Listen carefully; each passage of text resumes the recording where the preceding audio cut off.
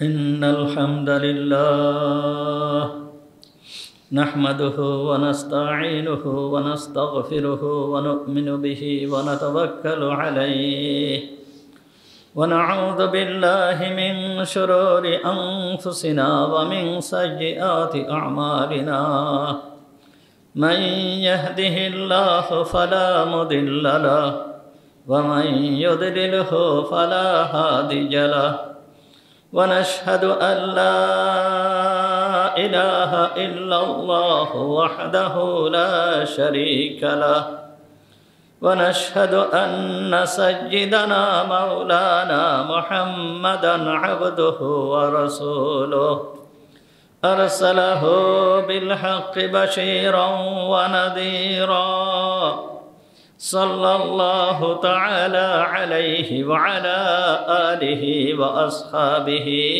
وبارك وسلم تسليما كثيرا كثيرا أما بعد فأعوذ بالله من الشيطان الرجيم بسم الله الرحمن الرحيم يا أيها الذين آمنوا كتب عليكم الصيام كما كتب على الذين من قبلكم لعلكم تتقون صدق الله العظيم ونحن على ذلك من الشاهدين والشاكرين اللهم صل على محمد وعلى آل محمد كما صليت على إبراهيم وعلى آل إبراهيم إنك حميد مجيد اللهم بارك على محمد وعلى آل محمد كما باركت على إبراهيم وعلى آل إبراهيم إنك حميد مجيد سبحانك لا علم لنا إلا ما علمتنا اللهم انفعنا بما علمتنا فعلمنا ما ينفعنا فعلمنا ما ينفعنا فعلمنا ما ينفعنا وزدنا علما رب اشرح لي صدري ويسر لي أمري واحلل عقدة من لساني يفقهوا قولي اللهم طهر قلوبنا عن غيرك ونبر قلوبنا بنور معرفتك ربنا تقبل منا إنك أنت السميع العليم وتب علينا إنك أنت التواب الرحيم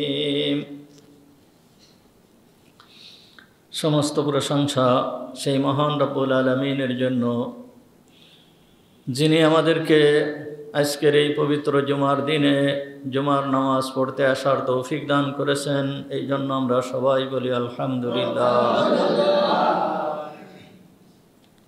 রমজান মাসের শেষ দশকে আমরা চলে আসছি। আজ 20শে রমজান। 20শে রমজানের পরের থেকে নিয়ে যে কয়টা দিন আছে অর্থাৎ শেষ দশক, এইটা রমজান মাসের ভিতরে সবথেকে গুরুত্বপূর্ণ হওয়ার কারণ হচ্ছে এই শেষ দশকের ভিতরে ফজিলত, বরকত এবং দুইটা বিষয় এমন রয়েছে যে দুইটা বিষয় প্রথম দশকের ভিতরে নাই। এক নম্বর হচ্ছে যে এই শেষ দশকের ভিতরে রয়েছে এতেকাফ, সুন্নাতে মুআক্কাদা যে এতেকাফ, এই এতেকাফ শেষ দশকেই সাধারণত করা হয়ে থাকে। যদিও রমজানের শুরু থেকে নিয়ে এতেকাফ করা হয়, এতেকাফ মানুষ করে, কিন্তু সাধারণত শেষ দশকের যে এতেকাফ, এই এতেকাফটার ফজিলত বেশি। এটা হচ্ছে সুন্নাতে মুআক্কাদা, এই জন্য এই শেষ দশকের ফজিলত বেশি। আর এই এতেকাফ করা হয়ও একটা বিশেষ উদ্দেশ্যকে সামনে রেখে এই এতেকাফটা করা হয়। সেইটা হচ্ছে এই শেষ দশকের যে বড় ফজিলত, সেটা লাইলাতুল কদর প্রাপ্তি। এই লাইলাতুল কদর পাওয়ার জন্য শেষ দশকের এতেকাফ করা হয়। এই লাইলাতুল কদর শেষ দশকের ভিতরে রয়েছে। লাইলাতুল কদরের ফজিলত এবং মর্যাদা অনেক বেশি, যা বলে শেষ করা যাবে না। সুতরাং এই শেষ দশকেই রয়েছে লাইলাতুল কদর। তারপরে শেষ দশকে আল্লাহ তাআলা তার বান্দাদেরকে বহু পরিমাণ ক্ষমা করেন এবং দোজখের থেকে পরিত্রাণ দান করেন। এই জন্য এই প্রত্যেকটা মুহূর্তকে আমাদের কাজে লাগানো দরকার। রমজানের যে উদ্দেশ্য, রমজানের উদ্দেশ্য কি? আল্লাহ তাআলা কোরআনুল কারীমের ভিতরে এই রমজান ফরজ যে আয়াতে করেছেন, সেই আয়াতেই আল্লাহ তাআলা বলতেছেন, ইয়া আইয়ুহাল্লাযীনা আমানু কুতিবা আলাইকুমুস সিয়াম কামা কুতিবা আলাল্লাযীনা মিন ক্বাবলিকুম লাআল্লাকুম তাত্তাকুন। এই আয়াত প্রত্যেক জুমায় প্রায় তেলাওয়াত করা হয়। এই আয়াতের ভিতরে আল্লাহ তাআলা বলতেছেন, হে আমার ঈমানদার বান্দারা, তোমাদের জন্য রোজাকে ফরজ করা হয়েছে, রোজাকে আবশ্যকীয় করা হয়েছে, রোজাকে বাধ্যতামূলক করা হয়েছে। কিসের জন্য? লাআল্লাকুম তাত্তাকুন, যেন তোমরা তাকওয়া অর্জন করতে পারো। তাকওয়া অর্জন করতে পারো, তাকওয়ার গুণ তোমাদের ভিতরে অর্জিত হয়ে যায়, তাকওয়া হাসিল হয়ে যায়। এই জন্য রমজানকে তোমাদের উপরে ফরজ করা হয়েছে। তাকওয়া কাকে বলে? তাকওয়া বলা হয় এক কথায় সদা সর্বদা আল্লাহকে মনের ভিতরে জাগ্রত করাটাই হচ্ছে তাকওয়া। আমি যেই কাজ করি না কেন, আমার মনের ভিতরে থাকবে যে আল্লাহ আমাকে দেখতেছেন। নেক কাজ করি, ইবাদত করি, যত যা কিছু করি, যখন আমি নামাজে দাঁড়াচ্ছি তখন আমার মনের ভিতরে এইটা জাগ্রত হওয়া যে আমার নামাজ এমনভাবে আদায় করতে হবে যে আল্লাহ আমাকে দেখতেছেন। আমি কোনো পাপের সম্মুখীন হচ্ছি, পাপের কাজ আমার সম্মুখে চলে আসছে, এখন এই সময় আমার মনে করতে হবে যে আল্লাহ আমাকে দেখছেন। এইটাই হচ্ছে তাকওয়া, এইটাই হচ্ছে তাকওয়ার জীবন। আর এই তাকওয়ার জীবন যেই ব্যক্তির অর্জিত হয়ে যায়, সেই ব্যক্তি সফলকাম। আল্লাহ তাআলা দুনিয়ায়ও তাকে সফল করেন, আর আখিরাতেও আল্লাহ তাআলা তাকে সফল করেন। এই তাকওয়ার গুণ হচ্ছে বড় গুণ। আর এই রমজান মাসটা আল্লাহ তাআলা আমাদেরকে দান করেছেন যেন এই তাকওয়ার গুণটা আমাদের ভিতরে চলে আসে। রোজা এমন একটা ইবাদত যে যেই ব্যক্তি রোজা থাকে সেই ব্যক্তি সদা সর্বদা আল্লাহর ইবাদতের ভিতরে রয়েছে। আমি রোজা আছি, আমি আল্লাহর ইবাদতের ভিতরে রয়েছি। তাহলে আমি সদা সর্বদা আল্লাহর ইবাদতের ভিতরে আছি, ইবাদতের ভিতরে ডুবে আছি, এইটা আমার মনের ভিতরে চলে আসে। আর রমজানকে আল্লাহ তাআলা এমনভাবে সেট করেছেন যে যেন সদা সর্বদা এই কথাটা বান্দার মনে আসে যে আল্লাহ তার সঙ্গে আছে, আল্লাহ তাকে দেখতেছেন। সদা সর্বদা যখন সেহরি করতেছে, সেহরি করার সময়ও তার মনের ভিতরে থাকে যে আমি রোজা রাখবো, এখন সেহরি করতে হবে, সেহরি করার সময় কত সময় আমি খেতে পারবো, কোন সময় খাওয়া যাবে না, এই কথা মনের ভিতরে জাগ্রত হয়। রোজা যখন রেখে যাচ্ছি তখন একটা অন্যায় কাজ করতে গেলে তখন মনের ভিতরে এ কথা জাগ্রত হয় যে আমি তো রোজাদার, আমি তো রোজা রয়েছি। মুখ দিয়ে একটা কথা যখন বলতে যাব, এমনকি অনেক লোক দেখা যাচ্ছে মুখ গালাগালি করে, এরকম ধরনের লোক আছে, কিন্তু যখন রোজার সময় আসে তখন এইটাও তার মুখ থেকে বন্ধ হয়ে যায়। সে মনে করে যে আমি তো রোজা রয়েছি, এখন তো এই সমস্ত বাক্য মুখ দিয়ে বাইর করা যাবে না। এইরকমভাবে ইফতারের সময় যখন আসে তখনও বান্দার সব সময় মনে হয় যে আল্লাহ আমাকে দেখতেছেন, আমি যখন ইফতার করব ইফতারের সময় হয়েছে কিনা। একবার বান্দা ঘড়ি দেখতে থাকে, আর একবার ইফতারের দিকে তাকাতে থাকে যে সে আল্লাহর ভয়ে খায় না, এই রকম একটা অনুভূতি তার ভিতরে থাকে। ইফতার করার পরে সামান্য সময় মাগরিবের নামাজ পড়তে হয়, মাগরিবের নামাজ পড়ার সামান্য সময় পরেই চলে আসে সেই তারাবির নামাজ। তারাবির নামাজের ভিতরে বান্দা দাঁড়িয়ে দাঁড়িয়ে কোরআন শ্রবণ করে, কোরআন তেলাওয়াত করে। এই যে একটা রোজাটাকে যে আল্লাহ তাআলা এইভাবে সেট করেছেন, কিসের জন্য? আল্লাহ বলতেছেন লাআল্লাকুম তাত্তাকুন, যেন তোমরা তাকওয়া অর্জন করতে পারো। এই তাকওয়া অর্জন করার জন্য আল্লাহ তাআলা আমাদেরকে এই রমজান দান করেছেন, যে আল্লাহ আমার সঙ্গে আছেন, আল্লাহ আমাকে সদা সর্বদা দেখতেছেন। এই গুণটা যার ভিতরে এই গুণটা যার অর্জিত হয়ে যাবে, সেই ব্যক্তি সফলকাম। আল্লাহ তাআলা কুরআনুল কারীমের ভিতরে পরিষ্কারভাবে বলতেছেন, ওয়ামান ইয়াত্তাকিল্লাহা ইয়াজআল লাহু মাখরাজা ওয়া ইয়ারযুকহু মিন হাইসু লা ইয়াহতাসিব। ওয়ামান ইয়াত্তাকিল্লাহ, যেই ব্যক্তির এই তাকওয়ার গুণ অর্জন হয়ে যায়, যেই ব্যক্তির তাকওয়ার গুণ অর্জন হয়ে যায়, যেই ব্যক্তি আল্লাহকে ভয় করে, ইয়াজআল লাহু মাখরাজা, এই ব্যক্তির যতই বিপদ আসুক না কেন, যেই বিপদের থেকে তার উদ্ধার হওয়ার কোনো সম্ভাবনা নাই, এই রকম বিপদ, এই বিপদের থেকেও আল্লাহ তাআলা তাকে উদ্ধার করে দেন। আল্লাহ বলতেছেন, মহান রব বলতেছেন যে ইয়াজআল লাহু মাখরাজা, তাকে এই বিপদ থেকে বাঁচার জন্য আল্লাহ পথ করে দেন। ওয়া ইয়ারযুকহু মিন হাইসু লা ইয়াহতাসিব, সমগ্র দুনিয়া অন্ধকার হয়ে আসতেছে, সে তার রেজেকের ব্যবস্থা নাই, রেজেক নাই, কিন্তু আল্লাহ তাআলা বলতেছেন ওয়া ইয়ারযুকহু মিন হাইসু লা ইয়াহতাসিব, আল্লাহ তাআলা এই ব্যক্তিকে এমনভাবে রেজেক দেন, এমনভাবে রেজেক দেন, সে ধারণাও করতে পারে না রিজেক কোথা থেকে আসলো। একটা ঘটনা আছে জামিয়া আজহার বিশ্ববিদ্যালয়ের ঘটনা। মিশরের যেই বড় ইউনিভার্সিটি, ইসলামিক ইউনিভার্সিটি, এই ইসলামের নাম হচ্ছে জামিয়াতুল আজহার। আসলে এইটা ইউনিভার্সিটি হয়েছে পরে, আগে ছিল জামিউ আজহার। জামিউন শব্দের অর্থ হচ্ছে মসজিদ, আর ওই আজহার, আজহার নামে এই ওইখানে মসজিদ প্রতিষ্ঠিত হয়েছিল। আজহার নামে যেই মসজিদ প্রতিষ্ঠিত হয়েছিল, এই মসজিদের নাম ছিল জামিউ আজহার। তা আল্লাহ তাআলার কবুলিয়াত যদি থাকে তাহলে এই রকমই হয়।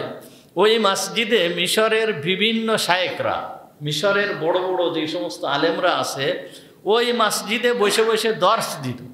একজন শায়েখ কিছু ছাত্র নিয়ে তাদেরকে পড়াতো, আর একজন শায়েখ কিছু ছাত্র নিয়ে তাদেরকে পড়াতো। এইভাবেই চলতে থাকতো। এই জন্য ওই মসজিদটা বেশ প্রসিদ্ধি লাভ করে। এটার নাম হলো জামিউ আজহার। পরবর্তীতে ছাত্র সংখ্যা এত বেড়ে যায় যে এটা সংকলন করা সম্ভব হচ্ছিল না। তখন এর দায়িত্ব মিশরের সরকার নিয়ে নিল। সরকার নিয়ে ওই জামিউ আজহারকে পরিণত করলো জামিআতু আজহার। বিশাল বড় ইউনিভার্সিটি তখন গড়ে তুলল সরকার, দায়িত্ব নিয়ে বড় বিশাল আকারে ইউনিভার্সিটি প্রতিষ্ঠিত করলো। এই জায়গায় ওর নাম হলো জামিআতু আজহার। এই জামিয়া আজহার কোনো এক যুদ্ধের সময় ইউনিভার্সিটি বন্ধ হয়ে গিয়েছিল। বন্ধ হয়ে যাওয়ার পরে ধরেন বিদেশির যেই সমস্ত ছাত্ররা আছে, যারা বাড়িতে চলে যাওয়ার মতন চলে গিয়েছিল, অনেকে যেতে পারে নাই, সংযোগ বিচ্ছিন্ন হয়ে গেছে, যাওয়ার কোনো পথ নাই, কারোর সাথে কথাবার্তা বলারও কোনো তেমন একটা ব্যবস্থা নাই, এইরকম এক অবস্থা হয়ে গেছে, সংযোগ একেবারে বিচ্ছিন্ন। তা এই মতো অবস্থায় যেই সমস্ত ছাত্ররা ছিল বিভিন্ন জায়গায় বিভিন্ন জন ছড়ায় ছিটিয়ে গিয়েছিল।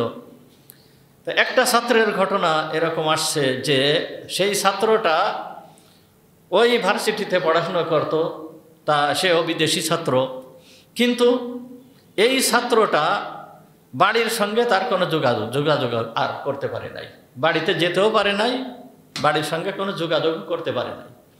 এখন সে কি করবে? এমনই এক পরিস্থিতির সৃষ্টি হয়েছে, যেই পরিস্থিতি খুব কঠিন পরিস্থিতি। খাবারের কোনো ব্যবস্থা নাই, খাদ্য খাবারের কোনো ব্যবস্থা নাই। এমন অবস্থা হয়েছে যে তার খাবার দাবারের কোনো ব্যবস্থাও নাই, না খেয়ে থাকতেছে, না খেয়ে দিন কাটাচ্ছে, এরকম চলতেছে। তা এমন ক্ষুধার তাড়নায়, ক্ষুধার কারণে এমন অবস্থার সৃষ্টি হয়েছে যে সে আর ক্ষুধা সহ্য করতে পারতেছে না, এরকম একটা অবস্থা হয়েছে। এখন আর বিশেষ করে ওই মাদ্রাসার ছাত্র তো ভার্সিটিতে পড়ে, যখন সে অন্য কারোর কাছে নিজের এই প্রয়োজনকে বলবে এইটাও লজ্জাবোধ করতেছে যে সে নিজের প্রয়োজন কারোর কাছে বলে না।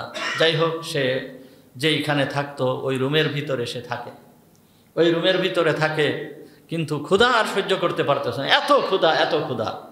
এরকম অবস্থায় সে একদিন এইরকম জুমার দিন, জুমার নামাজের সময়, তখনও মনে করতেছে আমার তো জুমার নামাজ পড়তে হবে, জুমার নামাজ তো পড়তে যাওয়া দরকার। তখন সে বাইর হয়েছে জুমার নামাজ পড়ার জন্য, হাঁটতে পারতেছে না ক্ষুধার জ্বালায়, এত ক্ষুধা। যখন বাহির হয়েছে, বাহির হয়ে একটু দূরে যাওয়ার পরে দেখে যে একটা বাড়ির থেকে খাবারের ঘ্রাণ আসতেছে, বিভিন্ন ধরনের খাবারের ঘ্রাণ আসতেছে, খুব ঘ্রাণ আসতেছে। তা এই ক্ষুধার্ত এই ছেলের নাকে যখন এই খাবারের ঘ্রাণ আসছে, তখন এই ছেলের মন কেমন হয়ে যায়। ওই রাস্তার পাড় দিয়ে যাচ্ছে, রাস্তার পাশেই এক বাড়ি, সেই বাড়ির থেকে খাবারের ঘ্রাণ আসতেছে। এখন ও লক্ষ্য করে দেখে, ওই দিকে একটু তাকায় দেখে যে এই বাড়ির ভিতরে একটা ঘরের ভিতরে খাবার সাজানো রয়েছে, একেবারে খাবার, বিভিন্ন ধরনের খাবার সাজানো আছে। তো মনে করতেছে কি আমি কি এই ঘরের ভিতরে ঢুকবো, ঢুকে কি একটু খাবার খাবো। তো মনে করতেছে যে না, আমি যে এই খাবার খাবো, এইখানে কেউ নাই, একটা লোকজন কেউ নাই, কিন্তু আমার আল্লাহ তো আছে, আমার আল্লাহ তো দেখতেছে। আমি এই খাবার খাবো, অন্যের অনুমতি ছাড়া অন্যের খাবার আমি কিভাবে গ্রহণ করব? না, এই খাবার খাওয়া যাবে না। এই খাবার ওইখান থেকে ও চলে গেছে, চলে যায় নামাজ আদায় করছে। নামাজ আদায় করার পরে খুব কষ্টের সঙ্গে নামাজ আদায় করছে, খুব কষ্ট হয়ে গেছে তার নামাজ আদায় করতে। নামাজ আদায় করার পরে এরপরে সে তার রুমে ফিরে আসছে। রুমে ফিরে আসে কান্নাকাটি করতেছে, খুব কান্নাকাটি করতেছে যে কি অবস্থা, আমি কিভাবে চলবো, আমার তো খুব ক্ষুধা লাগছে, আমার কি অবস্থা, আমি এখন বাঁচবো কিভাবে, আল্লাহর কাছে খুব কান্নাকাটি করতেছে। এমতো অবস্থায় হঠাৎ করে জামে আজহারের প্রধান, এই জামে আজহারের প্রধান শাইখুল আজহার তার রুমের সামনে এসে হাজির। রুমের সামনে এসে যখন হাজির হয়েছে, হাজির হওয়ার সঙ্গে সঙ্গে তার রুমে নক করছে, নক করার সঙ্গে সঙ্গে সে দরজা খুলছে। দরজা খোলার পরে দেখে যে শাইখে আজহার তার সামনে দাঁড়ানো। সে তো বুঝতে পারে নাই কি ব্যাপার, শাইখে আজহার আমার সামনে কি হয়েছে, আবার কোনো বিপদ আপদ হলো কিনা কি দেখি। তখন সে উঠে সালাম দিছে। সালাম দেওয়ার পরে ছেলেটাকে বলতেছে, বাবা কি অবস্থা, তুমি কি করতেছো? তখন বলতেছে, হুজুর আমি এখানে আসি, এই রুমের ভিতরে থাকতেছি। তখন বলতেছে যে বাবা তুমি কি বিবাহ করবে? তখন ছেলেটা আশ্চর্য হয়ে গেছে যে বিবাহ করব, আমারে এখন এই বিবাহের প্রস্তাব দিচ্ছে কেন হুজুর, আমি তো বুঝতে পারতেছি না। তখন বলতেছে যে হুজুর আমি বিবাহ করব, কিভাবে আমি বিবাহ করব? তখন বলতেছে তুমি যদি রাজি থাকো তাহলে বিবাহের সমস্ত ব্যবস্থা আমি করে ফেলতেছি। তখন বলতেছে হুজুর আপনি যদি আমাকে বিবাহ দেন তাহলে তো আমার করার কিছু নাই, আমি খুশি, আমি রাজি বিবাহ করার জন্য। তখন বলতেছে আচ্ছা বাবা ঠিক আছে, তুমি আসো। এই বলেই এই ছেলেটাকে নিয়ে চলে গেছে। যে ব্যাপার হয়েছে কি, ওইখানের একটা ধনী লোক, বিশাল ধনী লোক এবং প্রভাবশালী লোক, তার মেয়ের বিবাহের কথাবার্তা হয়ে গেছে, একেবারে তারিখ ঠিক, সময় ঠিক, এই সময় বিবাহ হবে, জুমার নামাজের পরপরই বিবাহ হবে, এইভাবে সময় নির্ধারিত হয়েছে। কিন্তু এই ছেলে পক্ষ জুমার নামাজের একটু আগে মেয়ে পক্ষকে জানাইছে যে তারা এই বিবাহ করবে না। তখন এই মেয়ের বাবার তো মাথা খারাপ হয়ে গেছে, কি আমি এখন কি করব? তখন এই শাইখে আজহারকে বলছে, হুজুর আমার মেয়েটা অত্যন্ত নাজুক, আমার মেয়েটা অত্যন্ত নরম দিলের অধিকারী, আমার মেয়েটা অত্যন্ত ভালো, আমি আমার মেয়েকে এখন কি করে বলবো এই ঘটনা, আমি তো বলতে পারতেছি না। সুতরাং আপনি যদি এখন এই মুহূর্তে যে কোনো একটা উপযুক্ত ছেলেকে যদি আপনি দিতে পারেন তাহলে আমার মেয়েকে আমি তার সাথে বিবাহ দেব। তো ওই ছেলেটাকে উনি নিয়ে এসে মোটামুটি বিবাহ কমপ্লিট, বিবাহ দেওয়া হয়ে গেছে। যখন বিবাহ হয়ে গিয়েছে, বিবাহ হয়ে যাওয়ার পরে এইবার সামনে খাবার আসছে। যখন ওই খাবার আসছে, খাবার আসার সঙ্গে সঙ্গেই ওই ছেলের চোখ দিয়ে পানি ঝরতেছে, ওই ছেলের চোখ দিয়ে পানি ঝরতেছে। সে এত সময় তার এই রকম অবস্থা হয় নাই, কিন্তু যখন খাবার সামনে আসছে, খাবার সামনে আসার সঙ্গে সঙ্গে ওই ছেলের চোখ দিয়ে টপ টপ করে পানি ঝরতেছে, টপ টপ করে পানি পড়তেছে। তখন শায়েখে আজহার বলতেছে, কি বাবা, তুমি ক্রন্দন করতেছো কেন, তুমি কাঁদতেছো কেন, কি সমস্যা, তুমি কি এই বিবাহে অমত পোষণ করতেছো, তুমি কি এই বিবাহে রাজি নও? যদি তুমি রাজি না হও তাহলে আমাকে বলো, আমি এই বিবাহ ভঙ্গ করে দিচ্ছি। মেয়ের যে দায়েন মোহর হয়েছে, নির্ধারণ হয়েছে, এইটা আমার পক্ষ থেকে আমি দিয়ে দেব, তোমার কোনো চিন্তা করা লাগবে না। কি হয়েছে তোমার, তুমি বলো। তখন ওই ছেলে শায়েখকে বলতেছে যে হুজুর, এই খাবার আমি এত ক্ষুধার্ত, আমি ক্ষুধা সহ্য করতে পারতেছিলাম না।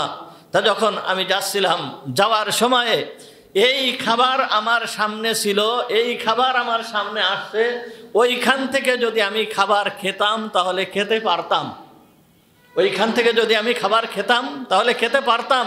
ওই ঘরের ভিতরে কোনো লোক ছিল না, আমি যদি ওইখান থেকে একটু খাবার খেতাম, একজনের খাবারই নয়, আমি খেতাম, এই খাবার আমি খেতে পারতাম। কিন্তু যখন এই কথা আমার মনের ভিতরে আসছে, তখন আমার মনে পড়ছে, যদিও কেউ না দেখে আমার আল্লাহ তো দেখতেছে, আমার আল্লাহ দেখতেছে। এই কথা মনে করে আমি ওই খাবারকে ছেড়ে দিয়ে আমি ওইখান থেকে চলে আসছি। হুজুর, আল্লাহ তাআলা যে এই রকম করেন, আজ আল্লাহর ভয়ে আমি ওই খাবারকে ছেড়ে দিয়েছি, আর সেই আল্লাহ এই খাবার সহ, খাবারের মালিক সহ আমি কি পরিমাণ খাবো, কতদিন খাবো, সমস্ত কিছুকে আমার সামনে উপস্থিত করে দিয়েছেন। আল্লাহর শুকরিয়ার জন্য আমার চোখ দিয়ে পানি বাইর হচ্ছে।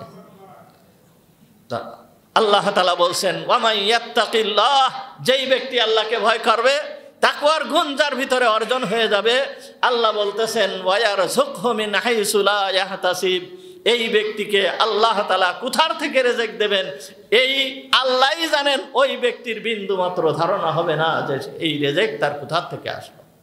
এই জন্য তাকওয়ার গুণ বড় মারাত্মক গুণ, আশ্চর্য ধরনের গুণ। আরও আর একটা ঘটনা কিতাবের ভিতরে আসছে, বিশেষ একজন মুহাদ্দিস, বিশেষ একজন হাদিস বর্ণনাকারী, যেই ব্যক্তির নাম ছিল আবু বকর মুহাম্মদ বিন আল বাকি আল আনসারি রহমাতুল্লাহি আলাই। এই ব্যক্তি মুহাম্মদ বিন আব্দুল বাকি রহমাতুল্লাহি আলাই, ইনি ইনার নিজের ঘটনা বর্ণনা করতেছেন। বহুত কিতাবের ভিতরে এই ঘটনাটা আসছে, উনি ওনার নিজের ঘটনা বর্ণনা করতেছেন। ঘটনাটা কি, উনি বলতেছেন, আমি মক্কায় অবস্থান করতেছিলাম, আমি এক সময় মক্কায় অবস্থান করতেছিলাম। যখন মক্কায় অবস্থান করাকালে আমি অত্যন্ত ক্ষুধার্ত হয়ে পড়লাম, ভীষণ ক্ষুধা লাগছে, এমন ক্ষুধা লাগছে যে আমি আর সহ্য করতে পারতেছি না। এই ক্ষুধার কারণে আমি আমার ঘর থেকে বাহির হয়েছি। যখন ঘর থেকে বাহির হওয়ার পরে কিছু দূর চলার পরে, পথ চলতেছি, কিছু দূর চলার পরে আমি একটা ব্যাগ পেলাম, রাস্তার ভিতরে একটা ব্যাগ, একটা থলে, কিস বলা হয় যাকে, সাধারণত এই ব্যাগ জাতীয় একটা থলে পেলাম। তখন ও বলতেছে, যখন আমি ব্যাগটা পেলাম, পাওয়ার পরে ওই ব্যাগটাকে নিয়ে আমি আমার ঘরে চলে আসলাম। ঘরে আসার পরে ব্যাগটাকে খুললাম, ব্যাগটাকে খুলে দেখি এই ব্যাগের ভিতরে অত্যন্ত দামি, অত্যন্ত মূল্যবান, বহুত মূল্যবান একটা হার রয়েছে, যেই হারের মূল্য ৫,০০০ দিনার। ৫,০০০ দিনারের একটা হার, যার বর্তমান মূল্য ৭৫ কোটি টাকা। এই হারটা আমি পেলাম। হার পাওয়ার পরে এখন এইটাকে দেখে আবার আমি ওইভাবেই, যেইভাবে ছিল ওইভাবে বেঁধে রাখলাম। রাখার পরে আমি এইবার বের হলাম। যখন আমি ঘর থেকে বের হয়েছি, বের হওয়ার সঙ্গে সঙ্গে দেখি একজন বৃদ্ধ শায়েখ সে ঘোষণা করতেছে, তার হাতে একটা ব্যাগ রয়েছে, ছোট্ট একটা ব্যাগ রয়েছে, এই ব্যাগের ভিতরে রয়েছে 500 দিনার। 500 দিনার অর্থাৎ 500 স্বর্ণ মুদ্রা রয়েছে তার ওই ব্যাগের ভিতরে। ওই ব্যক্তি বলতেছে যে আমার এই ব্যাগের ভিতরে 500 দিনার রয়েছে, এই ব্যাগটাকে আমি, এই 500 দিনারকে আমি ওই ব্যক্তিকে দিয়ে দেব যেই ব্যক্তি আমার ওই ব্যাগটাকে দিতে পারবে, যেই ব্যাগটাকে আমি হারিয়ে ফেলেছি। ওই আমার হারানো ব্যাগটাকে যেই ব্যক্তি দিবে আমি তাকে এই 500 দিনার দিয়ে দেব। তখন ও মনে করছে যে আমি তো ক্ষুধার্ত, আমার তো টাকা পয়সাও শেষ হয়ে গেছে, টাকা পয়সাও কিছু নাই, তা মনে হয় এই ব্যাগটা যদি এই লোকের হয় তাহলে আমি এই ব্যাগটা নিয়ে, এই ব্যাগটা ওনাকে ফেরত দিয়ে আমি এই 500 দিনার নিয়ে নিতে পারবো। এই বলে উনি ওই ব্যক্তিকে ডাক দিয়েছেন, ডাক দিয়ে বলতেছেন আপনি আমার সাথে আসেন বলে উনি ওনাকে নিয়ে গিয়েছেন, ঘরে নিয়ে গিয়েছেন। নিয়ে যায় এইবার ওই মুরব্বির কাছে জিজ্ঞেস করতেছে আপনার ব্যাগটা কোন ধরনের ছিল? তখন বলতেছে আমার ব্যাগটা এই ধরনের ছিল। কোন রঙের ছিল? বলল যে এই রঙের ছিল। এই ব্যাগটা কিসের ব্যাগ ছিল? তখন বলতেছে যে রেশমের ব্যাগ ছিল। বলতেছে এই ব্যাগটা কি সুতা দিয়ে বাঁধা ছিল? তখন বলতেছে এই রঙের রেশমের সুতা দিয়ে বাঁধা ছিল। তখন বলতেছে এই ব্যাগের ভিতরে কি ছিল? তখন বলতেছে যে এই ব্যাগের ভিতরে আমি একটা হার রেখেছি, এই রকম ধরনের একটা হার ছিল, এই ধরনের মতি মুক্তা খোদাইকৃত এই হারটা ছিল। তখন ও সম্পূর্ণ বিবরণ ওই লোকের কাছ থেকে নিয়েছে। নেওয়ার পরে দেখে যে ওই হার এবং এই ব্যাগ একেবারে হুবহু মিলে গিয়েছে। যখন মিলে গিয়েছে, মিলে যাওয়ার সঙ্গে সঙ্গেই ওই ব্যাগটা এনে ওই বৃদ্ধর কাছে, ওই লোকটার কাছে দিয়ে দিয়েছে। দিয়ে দেওয়ার পরে যখন দিয়ে দেওয়ার পরে ওই মুরব্বী খুশি হয়ে তাকে 500 দিনারের ওই যে ব্যাগটা ছিল ওইটা ধরে তার কাছে দিয়ে দিয়েছে। দিয়ে দেওয়ার পরে বলতেছে যে না, আমি এইটা নেব না, আমি এইটা নিব না। তখন বলতেছে যে তুমি নিবা না কেন? তোমাকে দেওয়ার জন্য তো আমি আগের থেকে প্রস্তুত রয়েছি। তুমি যে আমার কত বড় উপকার করেছো, আমার এই হারটাকে আমি পেয়েছি, আর আমি তো খুশি হয়ে তোমাকে এইটা দিচ্ছি, তুমি নিবা না কেন? তখন বলতেছে যে না, আমি এখন নিব না, আমার নিতে মন চাচ্ছে না, আমি এইটা নিব না, আমি কোনোভাবেই নিব না। বারবার পিড়াপিড়ি করছে, কিন্তু সে ব্যাগটা নেয় নাই, ওই টাকা নেয় নাই। যাই হোক, এই বৃদ্ধ ওনাকে ছেড়ে উনি চলে আসলো। চলে আসার পরে এই মুহাম্মদ বিন আব্দুল বাকি রহমাতুল্লাহি আলাইহি মক্কায় কিছুদিন থাকলেন। থাকার পরে উনি নিজেই বলতেছেন এরপর আমি মক্কার থেকে বাহির হয়েছি, মক্কার থেকে অন্য জায়গায় চলে যাচ্ছি। তা আমি নৌকায় চড়েছি। যখন নৌকায় চড়েছি আমি সহ আরও অনেক লোকজন ছিল, নৌকায় যাতায়াত করতে হতো, বড় ধরনের নৌকা, জাহাজের মতন। এই নৌকায় চড়েছি। তা উনি বলতেছেন হঠাৎ করে যখন নৌকায় চড়েছি, হঠাৎ করে ঝড় শুরু হয়ে গিয়েছে। ঝড় শুরু হয়েছে মানে এমনভাবে ঝড় শুরু হয়েছে যে নৌকার যত লোকজন ছিল সমস্ত লোকজন ডুবে গিয়েছে, মারা গিয়েছে। নৌকা ভেঙ্গে চুরে চুরমার হয়ে গিয়েছে। এর ভিতরে আমি একটা নৌকার একটা কাঠ পেলাম, একটা তক্তা পেলাম। ওই তক্তাটাকে আঁকড়ে ধরলাম, ওইটা ধরে আসি। আমাকে নদীর পানি, ওই সমুদ্রের পানি আমাকে ভাসায় নিয়ে যাচ্ছে। কোন দিকে ভাসায় নিয়ে যাচ্ছে, কোন দিকে নিয়ে যাবে আমি কিছু বুঝতেছি না, আর আমার করারও কিছু নাই। আমি ওইটা ধরে বসে আছি, ওইভাবে আসি। কোথায় যাচ্ছি, কোথায় নিয়ে যাচ্ছে, আমার এই সমস্ত কিছু আমি বলতে পারি না। যাই হোক, এইভাবে যেতে আমাকে একটা দ্বীপের কাছে নিয়ে, ঢেউ আমাকে একটা দ্বীপের কাছে নিয়ে আমাকে ফেললো। আমি ওই যখন দ্বীপের কাছে আসলাম, আসার পরে তখন এদিকে ক্ষুধার সহ্য করতে পারতেছি না, কোনো রকম একটু উঠে দাঁড়ালাম, দাঁড়ায় হারিয়েছে। এখন আমার তো এই অবস্থা। যাই হোক, লোকেরা খাবার দাবারের ব্যবস্থা করলো, আমার খাবার দাবারের ব্যবস্থা করলো। তা খাবার দাবারের যখন ব্যবস্থা হয়ে গেছে, তখন আমি মনে করলাম যে খাবারের ব্যবস্থা যখন হয়ে গেছে, আর আমি এখন যাব কোথায়? যাবারও তো কোনো আমার আর জায়গা নেই। চিনি না, এই কোথায় আসছি, কোথায় যাব, কিছুই তো চিনি না। তাই মসজিদেই থাকতে লাগি। উনি ওই মসজিদেই বসে আছেন, মসজিদেই থাকেন, মসজিদে অবস্থান করতেছেন। এই মসজিদে বসে কি করবে, যেহেতু আলেম মানুষ ছিল, মুহাদ্দিস ছিল, বড় আলেম ছিল, উনি মসজিদে বসে কোরআন তেলাওয়াত করেন। যখন কোরআন তেলাওয়াত করেন, মুখস্থ কোরআন পড়েন, হাফেজ মানুষ কোরআন পড়েন। কোরআন পড়া শুনে লোকেরা আশ্চর্য হয়ে গেছে, এত সুন্দর কোরআন পড়ে।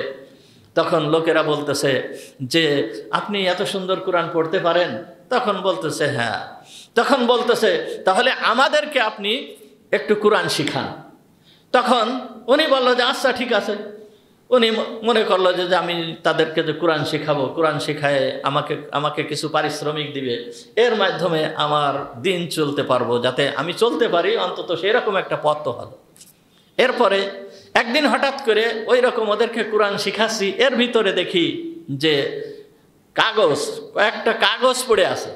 ওই এক জায়গায় কাগজ আছে, ওই কাগজ আমি হাতে নিয়ে দেখি তাতে কোরআনের বিভিন্ন আয়াত লেখা।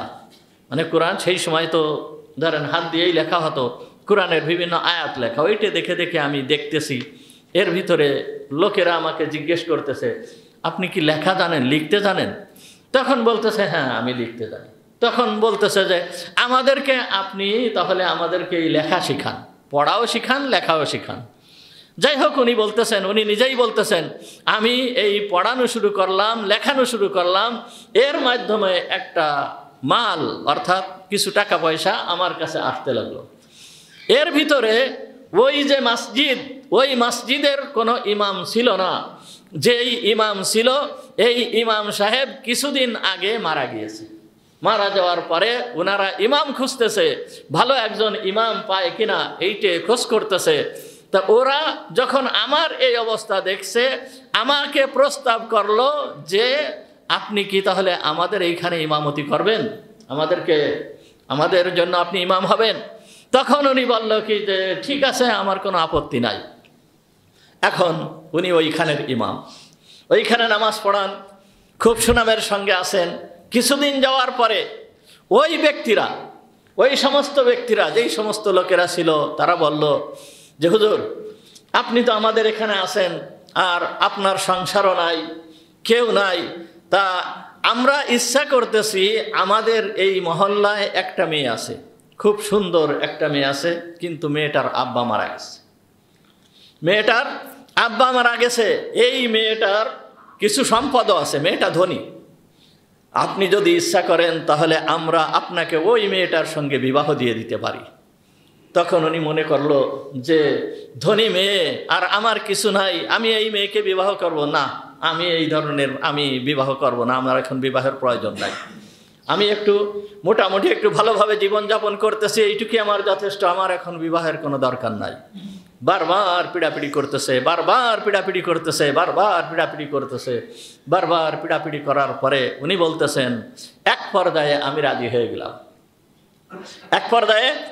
রাজি হয়ে গেলাম। যখন আমি রাজি হয়ে গিয়েছি তখন আমার সাথে ওই মেয়ের বিবাহ হয়ে গিয়েছে। যখন বিবাহ হয়ে যাওয়ার পরে ওই মেয়ে যখন আমার সামনে আসছে, আমার সামনে আসার পরে আমি তার দিকে যখন তাকিয়েছি, তাকানোর সঙ্গে সঙ্গে তার গলার একটা হার দেখে ওই হারের সঙ্গে আমার চোখ লেগে গিয়েছে। আমি একাধারে ওই হারের দিকে তাকিয়ে রয়েছি, আমার চোখ হার ছাড়া অন্য কোনো দিকে যাচ্ছে না। আমার চোখ হারের সঙ্গে লাগিয়ে গিয়েছে, আমি একাধারে শুধু ওই হারের দিকে তাকিয়ে রয়েছি। আমার এই অবস্থা দেখে ওই মেয়েটি আমার সামনের থেকে বের হয়ে চলে গেল। যখন মেয়েটি বের হয়ে চলে গিয়েছে আমি বুঝতে পারি নাই কারণ কি। এই মেয়েটা আমার সামনের থেকে, আমার স্ত্রী, সে আমার সামনের থেকে বের হয়ে চলে গেল, বুঝতে পারে নাই। হয়তো মনে করছে যে এই এলাকার এই রকম ধরনের কোনো নিয়ম টিয়ম আছে কি না, মোটামুটি কোনো কিছুই বুঝতে পারে নাই। এইভাবে রাত শেষ হয়ে গিয়েছে। উনি রাত শেষ হয়ে যাওয়ার পরেই ফজরের নামাজে উনি মসজিদে উপস্থিত হয়েছেন, মসজিদে ফজরের নামাজ পড়াইছেন। পড়ানোর পরে যখন ফজরের নামাজ পড়ানোর পরে মুসাল্লিদের দিকে ফজরের নামাজের পরে কি করে, মুসাল্লিদের দিকে ইমাম সাহেব ফিরে বসে না, ফিরে বসে কিছু তাসবিহ তাহলিল করে, দোয়া পড়ে, এরকম করতে থাকে। তা যখন মুসাল্লিদের দিকে ফিরছে, ফিরার সঙ্গে সঙ্গে মুসাল্লিরা ওনাকে ধরছে যে হুজুর, আপনি ওই মেয়েটার মনটাকে ভেঙে দিয়েছেন, মনে আঘাত দিয়েছেন কেন? এরকম ধরনের করলেন কেন? যে আপনার কেবলমাত্র বিবাহিত স্ত্রী, তাকে এইভাবে তার মনটাকে আপনি ভেঙে দিয়েছেন। তখন বলতেছে যে কেন, কি হয়েছে? আমি তো সেই রকম ধরনের কিছু করি নাই। তখন বলতেছে যে আপনি ওই একটা সুন্দরী মেয়ে, ওই মেয়ের দিকে না তাকিয়ে আপনি তার গলার হারের দিকে কেন আপনি তাকিয়েছিলেন?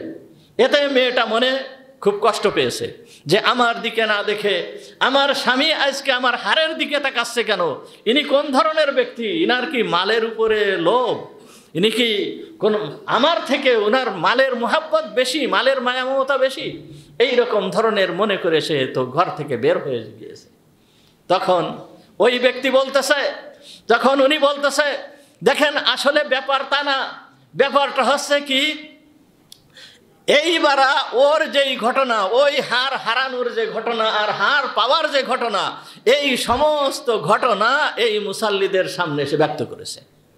যখনই ব্যক্ত করেছে, ব্যক্ত করার সঙ্গে সঙ্গে তখন ওই জায়গার সমস্ত লোকেরা নারায়ে তাকবীর আল্লাহু আকবার বলে উঠছে। বর্ণনা করার সঙ্গে সঙ্গে নারায়ে তাকবীর আল্লাহু আকবার বলে উঠছে। তখন বলতেছে যে কি ব্যাপার, আপনারা এই নারায়ে তাকবীর আল্লাহু আকবার কি জন্য বললেন? এ কেন বললেন? আমি তো বুঝতে পারতেছি না।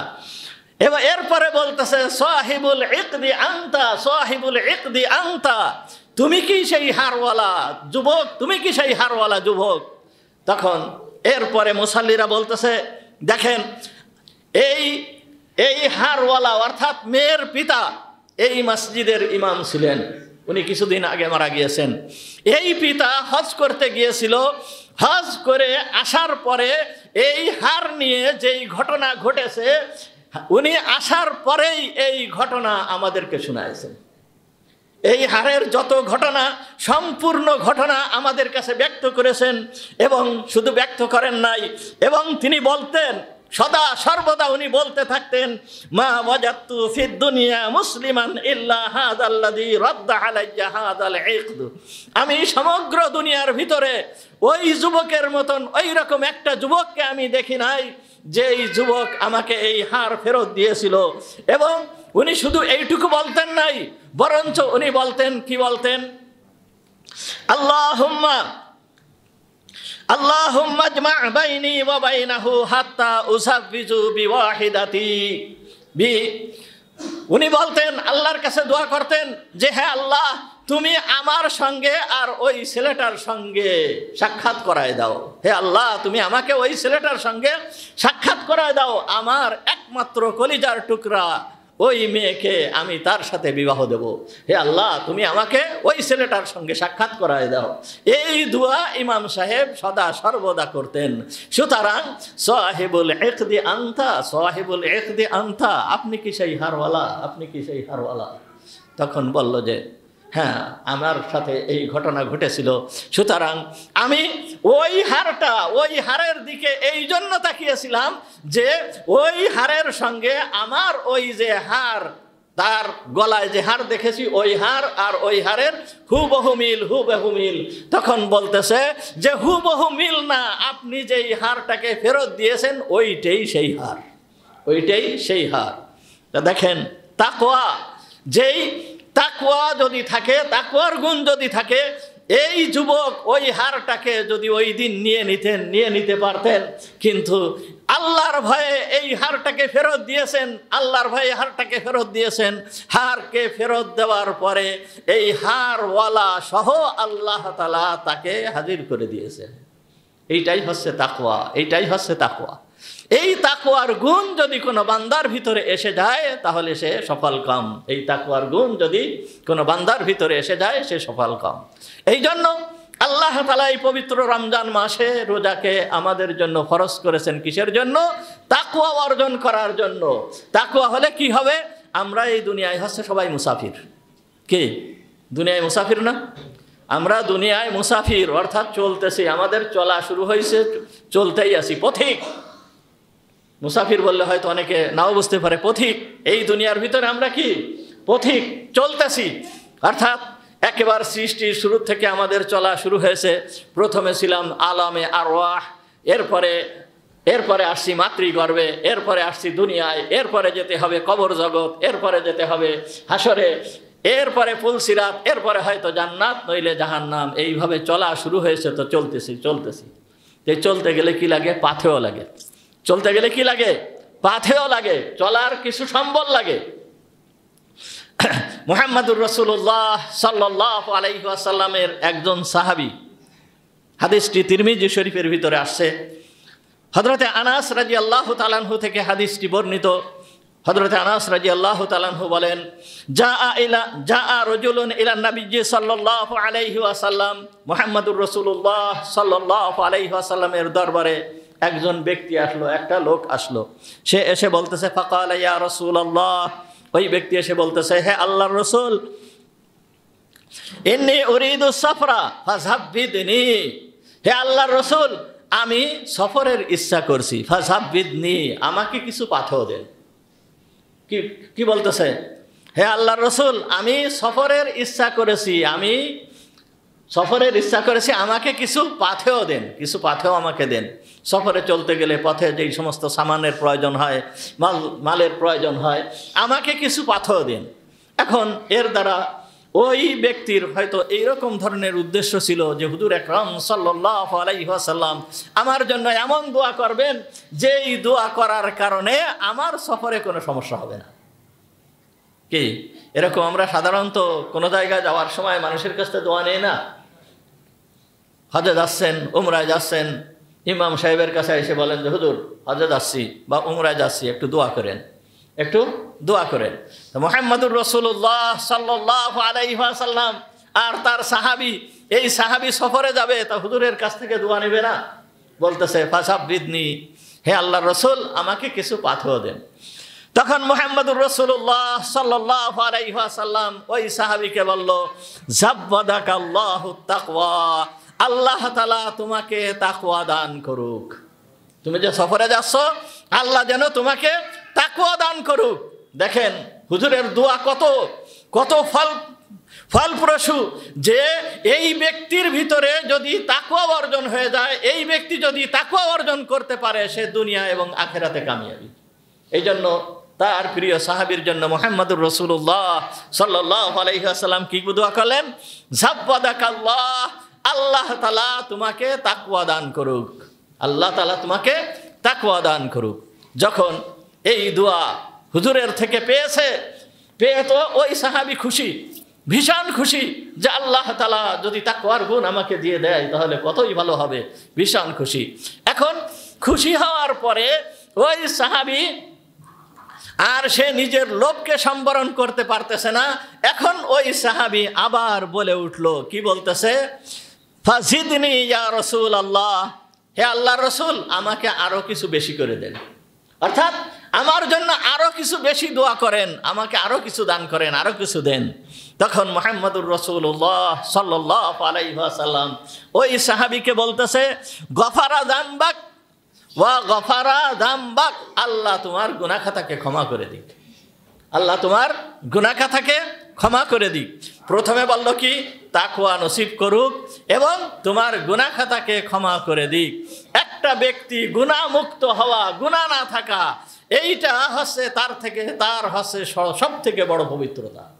যেই ব্যক্তির গুনাহ নাই সেই ব্যক্তি পবিত্র, এই ব্যক্তিকে আল্লাহ তাআলা একেবারে বিনা হিসাবে জান্নাত দান করবেন। এই ব্যক্তিকে আল্লাহর কাছে হিসাব দেওয়া লাগবে না। আগে আপনাদের সামনে বলা হয়েছে যে দুই ধরনের ব্যক্তি বিনা হিসাবে জান্নাতে যাবে। দুই ধরনের ব্যক্তি বিনা হিসাবে কি জান্নাতে যাবে। দুই ধরনের ব্যক্তিদের ভিতরে হচ্ছে মোট হচ্ছে যে যাদের গুনাহ নাই তারা বিনা হিসাবে জান্নাতে যাবে। যেই সমস্ত ব্যক্তিদের গুনাহ নাই তারা কি হবে? বিনা হিসাবে জান্নাতে যাবে। তার ভিতরের এক শ্রেণী হচ্ছে নবীরা, নবীদের কোনো গুনাহ নেই, নবীদের থেকে কোনো গুনাহ হয় না। এই রকম এক শ্রেণীর লোক আছে যাদের নবীদের গুনাহ বিলকুল গুনাহই হয় না, নবীদের থেকে কোনো পাপই হয় না। এ তো নবীরা গেল। আরেক শ্রেণীর লোক আছে যাদের গুনাহ নাই। গুনাহ নাই বলতে তাদের গুনাহ হয়ে গেছে, কিন্তু গুনাহ হয়ে যাওয়ার পরে আল্লাহ তাআলার কাছে এমনভাবে তওবা করেছে যেই তওবা করার কারণে তার গুনাহ ক্ষমা হয়ে গেছে। আল্লাহ তাআলা তার গুনাহকে কি করে দিয়েছেন? ক্ষমা করে দিয়েছেন। তা গুনাহ যখন ক্ষমা হয়ে গেছে, এই ব্যক্তির আমলনামায় কোনো গুনাহ নাই। এই ব্যক্তি, এই ধরনের ব্যক্তিদের ভিতরের সবথেকে উচ্চ পর্যায়ে রয়েছে সাহাবায়ে কেরাম রিদওয়ানুল্লাহি তাআলা আলাইহিম আজমাইন গণ। সাহাবীদের গুনাহ খাতাকে আল্লাহ তাআলা ক্ষমা করে দিয়েছেন এবং আল্লাহ তাআলা তাদের প্রতি রাজি হয়ে গিয়েছেন। সুতরাং সমস্ত সাহাবী বিনা হিসাবে জান্নাতি। আর সাধারণ মানুষের ভিতরেও এমন ব্যক্তি আছে, এমন বান্দা আছে যাদের আমল নামায় গুনাহ নাই, অর্থাৎ গুনাহ হয়ে যাওয়ার সঙ্গে সঙ্গেই ওই ব্যক্তি আল্লাহর কাছে তওবা করে আর আল্লাহ তাআলা ক্ষমা করে দেন। এই রমজান মাসও আল্লাহ তাআলা তার বান্দাদেরকে এই গুণটা অর্জন করার জন্য দিয়েছে। এই গুণটা অর্জন করার জন্য দিয়েছে যে এই রমজান মাসে বান্দা যত গুনাহ করেছে সমস্ত গুনাহ যেন মাফ করায় নিতে পারে, তার সমস্ত গুনাহ যেন ক্ষমা হয়ে যায়। এই জন্য আল্লাহ তাআলা এই রমজান মাস আমাদেরকে দান করেছে। দেখেন, এই রমজান মাসে মুহাম্মদুর রাসূলুল্লাহ সাল্লাল্লাহু আলাইহি ওয়াসাল্লাম বলতেছেন, মান কামা রমাদানা ঈমানান ওয়া ইহতিসাবান গুফিরা লাহু মা তাকদ্দামা মিন যামবি। যেই ব্যক্তি রমজান মাসে ঈমানের সাথে সওয়াবের আশায় রোজা রাখে, এই ব্যক্তির সারা জীবনের গুনাহ খাতা মাফ হয়ে যায়। ওয়া মান কামা লাইলাতুল কদরি ঈমানান ওয়া ইহতিসাবান গুফিরা লাহু মা তাকদ্দামা মিন যামবি।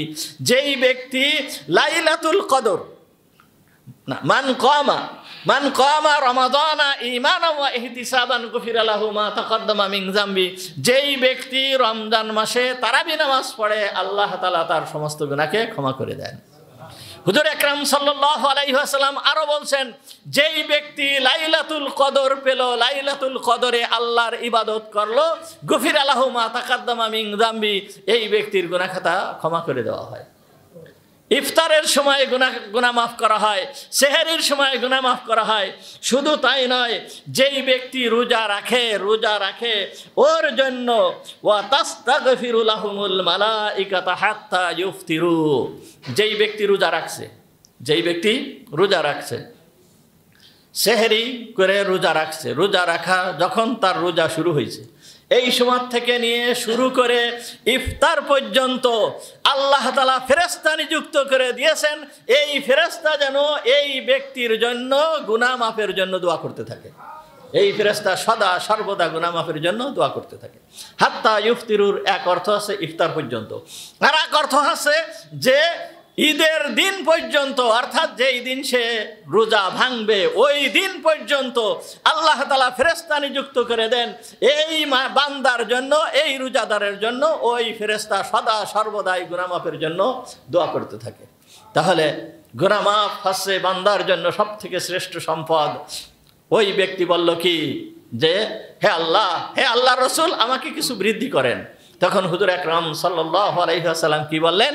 ওয়া গফারা লাকা যামবাক, আল্লাহ তাআলা যেন তোমার গুনাহ খাতাকে ক্ষমা করে দেন। ওয়া গফারা লাকা যামবাক, তোমার গুনাহ খাতাকে ক্ষমা করে দেন। এরপরে ওই ব্যক্তি তার আরো লোভ হয়ে গেছে, সে আর লোভকে সম্বরণ করতে পারতেছে না। একবার তো বলল যে তোমাকে আল্লাহ তাআলা তাকওয়া দান করুক, আর একবার বলল কি যে তোমার গুনাহ খাতা মাফ করে দিক। এখন হুজুরের কাছে বারবার যে কিছু চাবে, যেতেও লজ্জা লাগতেছে, কিন্তু সে লোভকে সম্বরণ করতে পারতেছে না। তখন সে আবার আরেকটা কথা বলল, এবার বলতেছে, ক্বাল জিদনি বি আবি আনতা ওয়া উম্মি। বলতেছে, হে আল্লাহ রসুল, আমার মাতা পিতা আপনার উপরে কুরবান হোক, আপনি আমাকে আরো কিছু দেন। হে আল্লাহ রসুল, আমার মাতা পিতা আপনার উপরে কুরবান হোক, আপনি আমাকে আরো কিছু দেন। তখন মুহাম্মদুর রাসূলুল্লাহ সাল্লাল্লাহু আলাইহি ওয়াসাল্লাম তাকে কি বলেন? ওয়া ইয়াসসারা লাকাল খায়রা হাইসুমা কুনত, ওয়া ইয়াসসারা লাকাল খায়রা হাইসুমা কুনতা। তুমি যেইখানে থাকো, যেই অবস্থায় থাকো, যেই সময়ে যে অবস্থায় তুমি থাকো না কেন, ভালাই যেন তোমার সঙ্গী হয়। কত বড় দোয়া চিন্তা করা যায়, যে তুমি যেখানে থাকো, যে অবস্থায় থাকো না কেন, সেই জায়গায় তোমার যেন মঙ্গল, কল্যাণ, বরকত, রহমত, শান্তি, নিরাপত্তা এইটা যেন তোমার সাথী হয়ে যায়, এইটা যেন সব সময় তোমার সাথে থাকে। হুজুর আকরাম সাল্লাল্লাহু আলাইহি ওয়াসাল্লাম এই পথিক যে পথ চলার জন্য, পাথর নেওয়ার জন্য হুজুর আকরাম সাল্লাল্লাহু আলাইহি ওয়াসাল্লামের জন্য কাছে দোয়া চেয়েছে। আর হুজুর সাল্লাল্লাহু আলাইহি ওয়াসাল্লাম প্রথম দোয়া করছেন কি? তোমাকে তাকওয়া দান করুক। দ্বিতীয় দোয়া করছে কি? তোমার গুনাহ খাতা মাফ হোক। 3 নম্বর দোয়া করছে কি? যে আল্লাহ তুমি যেখানে থাকো সেইখানেই যেন তোমার মঙ্গল হয়। ঠিক রমজান মাসটা এই সফরের সম্বল নেওয়ার জন্য আল্লাহ তাআলা আমাদেরকে এই 3টা গুণ দিয়েছেন। কি? তাকওয়া। আল্লাহ বলছেন লাআল্লাকুম তাত্তাকুন, যে তোমরা এই রমজান মাসে কি করবে? তাকওয়া অর্জন করবে। এরপরে হচ্ছে কি? গুনাহ খাতা মাফ। আল্লাহ তাআলা রমজান মাসে গুনাহ খাতা মাফ করে দেবেন। 3 নম্বর গুণ, যে আমরা যেইখানে থাকি, যেই অবস্থায় থাকি, যেইভাবে থাকি না কেন, আমাদের উপরে যেন কল্যাণ বর্ষিত হয়। এই জন্য আল্লাহ তাআলা দিয়েছেন লাইলাতুল কদর। কি দিয়েছেন? লাইলাতুল কদর। আল্লাহ তাআলা বলতেছেন তানাজ্জালুল মালাইকাতু ওয়ার রূহু ফিহা বিইذনি রাব্বিহিম মিন কুল্লি আমরিন সালাম। তানাজ্জালুল মালাইকা, এই রাতে লাইলাতুল কদরে, এই রাতে মালাইকা ফেরেশতা অবতীর্ণ হয়। ওয়ার রূহ, এবং জিবরিল আমিন সহ। জিবরিল আমিন সহ এত পরিমাণ ফেরেশতা অবতীর্ণ হয়, এত পরিমাণ ফেরেশতা অবতীর্ণ হয় যে ফেরেশতাদের পা রাখার পর্যন্ত জায়গা থাকে না দুনিয়ার উপরে। এত পরিমাণ ফেরেশতা আল্লাহ তাআলা অবতরণ করেন। আর এই রাত্রটায় ও সালামুন হিয়া হাত্তা মাতলাইল ফজর, ফজর পর্যন্ত শুধু শান্তি আর শান্তি, শান্তি আর শান্তি বর্ষণ করতে থাকে, শান্তি আর শান্তি বর্ষণ করতে থাকে। সুতরাং যেই সমস্ত ব্যক্তিরা লাইলাতুল কদরে ইবাদত করবে, লাইলাতুল কদরে জাগ্রত হবে, এই ব্যক্তিদের জন্য রয়েছে শান্তি আর শান্তি, শান্তি আর শান্তি। তাহলে এই 3টা গুণ অর্জনের জন্য আল্লাহ তাআলা আমাদেরকে কি দান করেছেন? রমজান মাস দান করেছেন। এই জন্য রমজান মাসের যথাযথ মূল্যায়ন করা দরকার। আর রমজান মাস তো প্রায় শেষ হয়ে গেল। দেখেন কত কথা বলার রয়েছে, কিন্তু কি বলবো, একটু এই একদিনের সামান্য কথা বলতে বলতে সময় শেষ হয়ে যায়। আজ রমজান মাসের 2 দশক চলে গেল, 3য় দশক রয়েছে কি? এতেকাফ। এর ভিতরে রয়েছে লাইলাতুল কদর। এতেকাফ, লাইলাতুল কদর। সুতরাং এই ফজিলাত যেন আমরা সবাই পেতে পারি, এই জন্য চেষ্টা করতে হবে। যেই সমস্ত ভাইয়েরা এতেকাফে বসবেন তারা আজকে ইফতারের আগে, সূর্য ডোবার আগে মসজিদে চলে আসতে হবে। মসজিদে এসে এতেকাফের নিয়ত করতে হবে। সুন্নাতে মুআক্কাদা এতেকাফ এটা হচ্ছে সব থেকে সব বেশি। সুন্নাতে মুআক্কাদা 10 দিনের নিয়ত করে এই মসজিদে বসা, এটা হচ্ছে সব থেকে সব বেশি।